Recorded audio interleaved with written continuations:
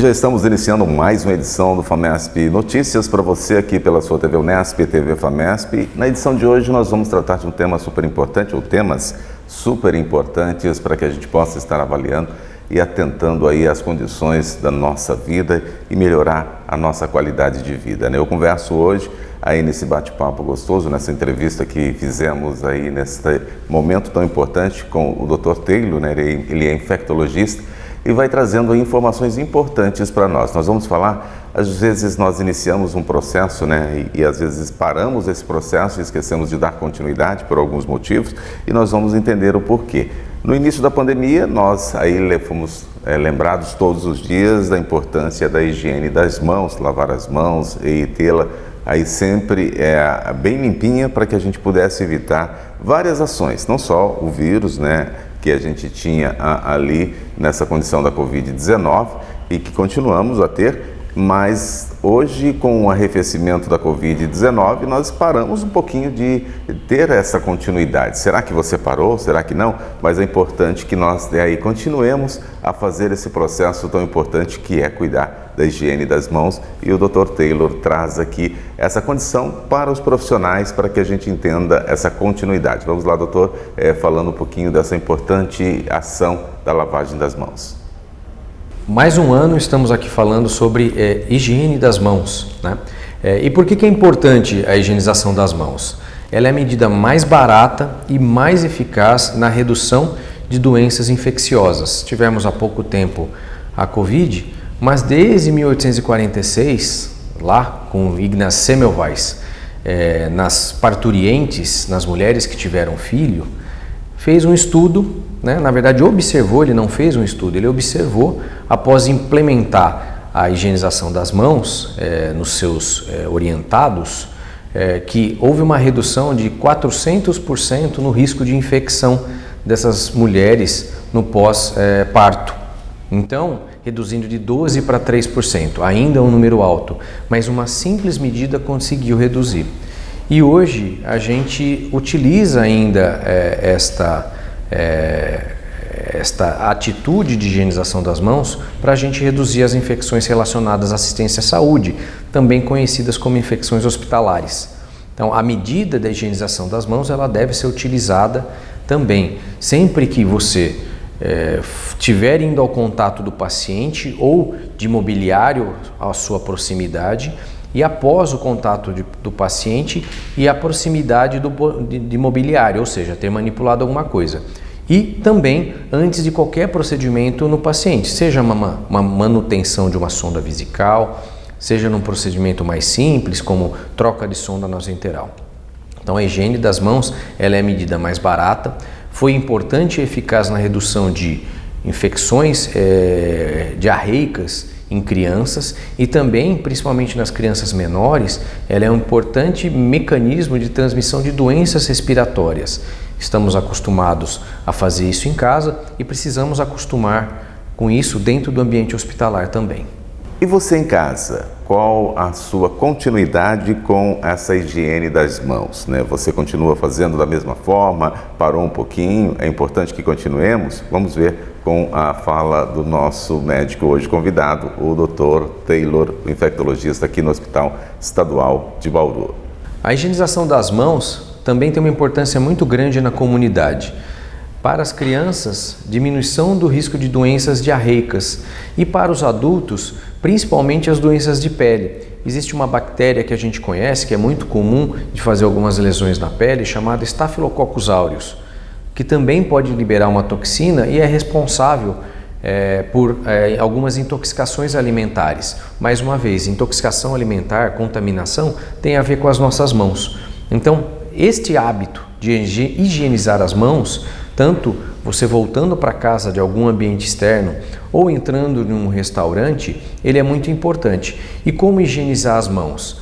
Não precisa ser utilizado nenhum produto específico, simplesmente água e sabão é o suficiente para que você tenha uma medida eficaz, de alta efetividade, para a gente conseguir reduzir a transmissão desses patógenos, que são bactérias e vírus. Também temos os protozoários, causadores de diarreia. Então, qualquer medida simples para a higienização das mãos, seja água e sabão, seja o uso de álcool gel, ele é muito eficaz em reduzir em mais de 90% a chance de infecções comunitárias. Outra ação que a gente tem percebido, acréscimo muito grande, em muitos casos acontecendo em nossa cidade, em nossa região, no nosso país, enfim, é a dengue, né? A gente às vezes para de avaliar porque temos outras ações importantes que estamos aí nessa condição, como foi o caso da Covid-19.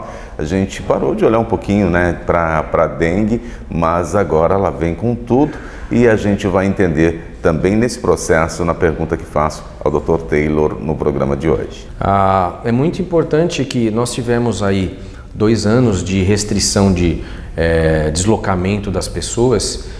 E agora que esse deslocamento está mais liberado, é muito comum que a gente traga, associado a esse período de chuvas, é muito comum que a gente traga outros sorotipos de dengue para um local que não tinha. Então, muita gente às vezes se mudou, veio para cá ou foi para lá, e com isso a gente traz às vezes doença assintomática. É muito importante lembrar que boa parte das pessoas que se infectam com o vírus da dengue são assintomáticas e essas pessoas são carreadores. Então, se ela for picada por um mosquito Aedes, no caso a fêmea, esse mosquito vai depositar um ovo já infectado, esse ovo vai eclodir na natureza já com outro vírus, né, que foi trocado, né, no caso, e vai passar a infectar outras pessoas.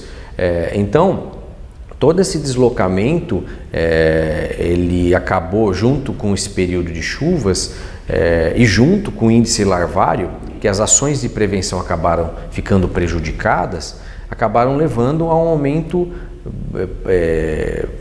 substancial de número de casos de dengue que a gente tem visto atualmente, não só aqui em Bauru, como em várias outras capitais, tanto do Centro-Oeste quanto do Nordeste. Toda aquela pessoa que teve um episódio de dengue e tem um novo período, uma nova infecção pela dengue, normalmente num período menor que 2 anos, essas pessoas podem, não é sempre que isso vai acontecer, claro, senão a gente teria uma quantidade de casos muito maior de dengue grave. Então essas pessoas podem ter o dengue grave, antigamente a gente chamava de febre hemorrágica do dengue ou dengue hemorrágico.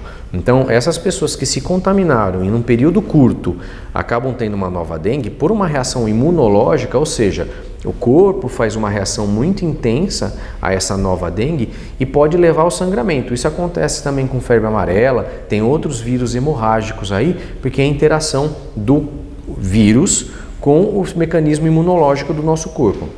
Então, sempre nesses períodos de chuva, principalmente, é importante que as pessoas que já tiveram dengue intensificarem as suas medidas preventivas para a gente reduzir o risco de infecção. Né? E quais são essas medidas preventivas aí? Sempre cuidar dos seus ambientes externos, né? Os seus jardins, a troca de água pelo menos uma vez por semana, porque os ovos do mosquito da dengue, eles normalmente eclodem com 10 dias. Então, se você trocar água uma vez por semana, você impede que essa larva, esse ovo vire larva, essa larva vire mosquito. Então, é uma medida simples que uma vez por semana você consegue fazer. E o uso de repelentes, né? Hoje, como política de saúde, a gente tem muita dificuldade que esses repelentes sejam distribuídos de forma gratuita para a população, mas seria uma política de saúde muito importante de modo a reduzir as taxas de infecção. Será realmente que a dengue mata? E se mata, quais os cuidados nós devemos ter? A dengue pode ser uma doença grave e normalmente o tempo de evolução para a gravidade pode evoluir muito rápido. Essas pessoas que evoluem para formas graves, normalmente, a partir do 4º ou 5º dia já começam a evoluir com sintomas de gravidade, podendo levar a óbito até o 10º dia. Então é muito importante que pessoas que não melhorem seus sintomas até o 5º dia, procurem também o atendimento para ver se a gente não está dentro de uma evolução para a dengue grave. Às vezes nós não atentamos a quais sintomas, né, importantes para a gente estar se posicionando e apontar aí a melhor qualidade da saúde, buscar uma unidade de saúde ou não, aí a gente vai entender também A pergunta que faço ao Dr. Taylor no nosso FAMESP Entrevista de hoje. Os sintomas da dengue, eles não mudaram.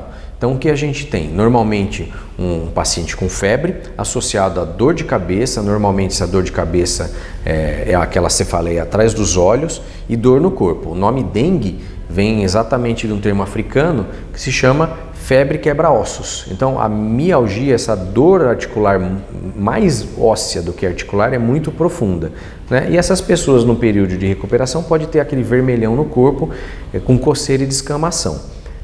Normalmente, os quadros que a gente considera mais sérios, ou as pessoas que têm problema de saúde, devem procurar um atendimento para correta orientação de hidratação. É muito importante que o risco individual seja administrado.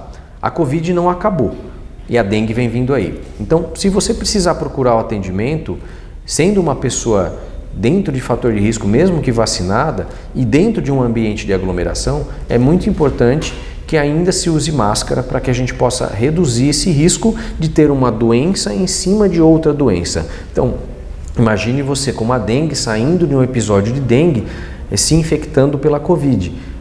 O corpo muitas vezes ele vai sofrer com isso. E você ter, às vezes, não uma infecção grave de dengue, mas uma concomitância de gravidade junto com o episódio de Covid posterior. Chegamos ao final de mais uma edição do FAMESP Notícias para você, importantes ações que você acompanha sempre conosco aqui. E para finalizar, eu coloco aqui um depoimento. Nós estamos aí passando por um momento de conscientização, de acidentes de trânsito, depoimentos de pessoas que passaram por esse processo, graças a Deus conseguiram sobreviver, mas tem um depoimento importante para você ali do Luci Montoro, em Botucatu.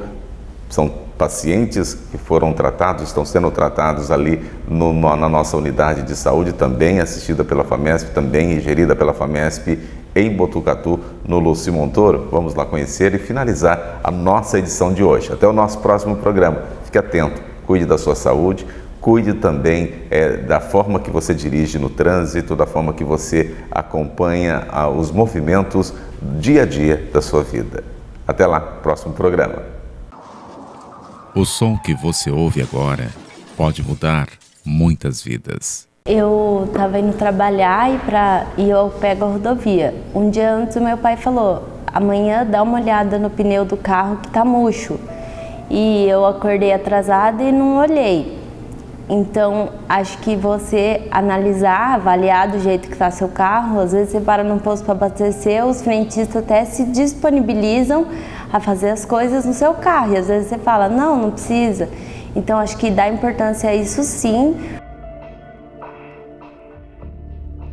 Até onde eu sei, eu não lembrava, e quando eu fui para casa, todos os dias tinha que me falar que eu tinha sofrido um acidente, porque não sabiam o dia que eu ia lembrar. No começo eu comecei a me questionar e perguntar para Deus, por que isso estava acontecendo? Eu até, que nem eu sou católica, eu não conseguia comungar na igreja e tal, porque eu falava, como que eu vou receber aquele que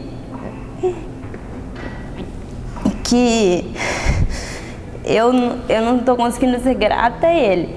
Aí depois de um tempo, eu consegui ser grata, simplesmente grata por estar viva. Aí eu voltei a ficar bem com Deus, assim, por causa que eu comecei a ser grata. Acho que a gratidão é uma coisa que influencia muito em você, que você tá bem, assim, você agradecer por você estar viva, simplesmente. Não pode eliminar a revolta. A revolta acontece, a revolta você tem. Mas, acima de tudo, você agradecer por estar viva, simplesmente.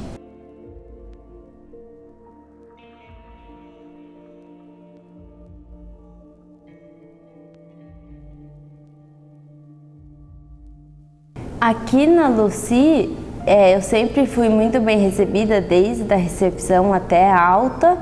Assim, tudo aqui é sensacional, os profissionais são muito bons mesmo, assim, a gente tem uma melhora, talvez eles nem tenham a consciência, nem saibam o tanto que eles ajudam, tanto que é importante a função deles aqui, mas é um lugar sensacional.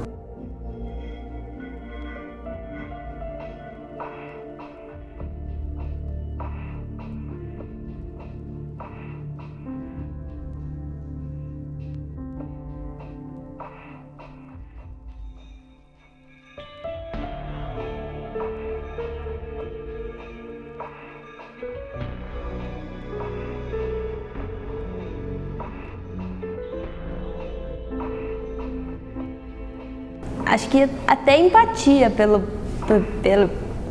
próximo, assim. Uma empatia maior pelas pessoas. Saber valorizar quem está do nosso lado de uma forma que vão estar ali do seu lado para o que precisar.